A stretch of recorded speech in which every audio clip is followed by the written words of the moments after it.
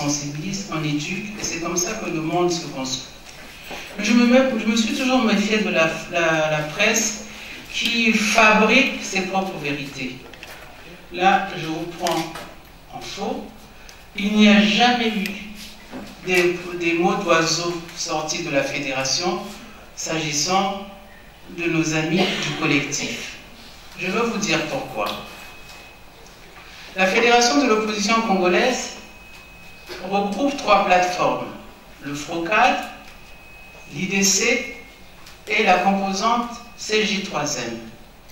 S'agissant du FROCAD, nos amis du collectif ont toujours été avec nous, nous étions ensemble.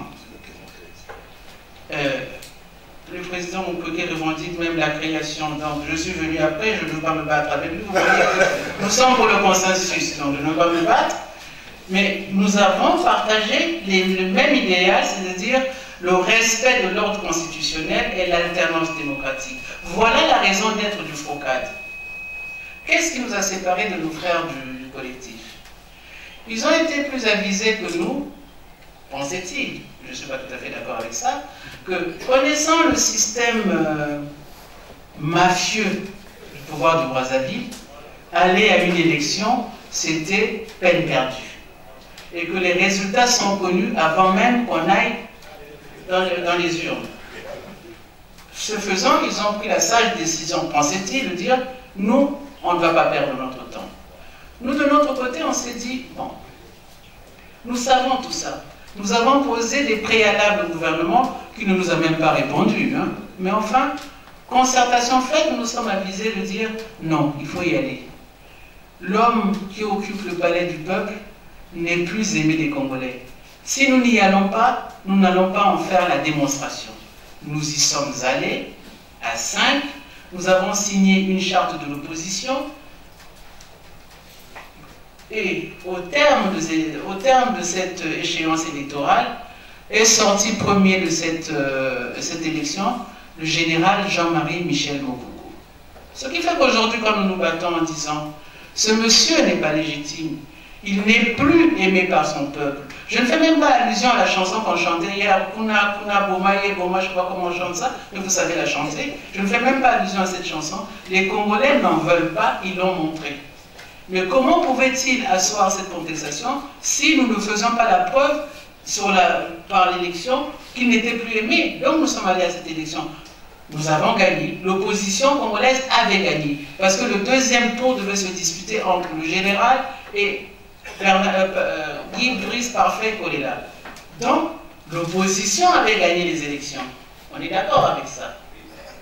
Donc expliquez-moi pourquoi les camarades qui ont dit « nous on n'y va pas », et après quand ils voient tous les problèmes auxquels nous avons fait face, notamment l'arrestation du vainqueur de l'élection, qui est Jean-Marie Michel Mobutu, comment voulez-vous que dans ce cadre-là, nous invectivons le collectif?